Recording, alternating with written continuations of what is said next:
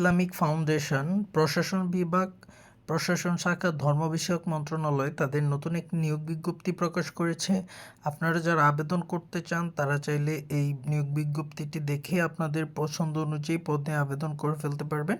এখানে তারা 43টি পদে বিভিন্ন সংখ্যায় লোক নিয়োগ করবে। আবেদনের শুরুর ডেট হচ্ছে 30 জুলাই 2025 সকাল 10টা থেকে এবং আবেদনের শেষ ডেট হচ্ছে 26 আগস্ট 2025 বিকাল 5টা পর্যন্ত।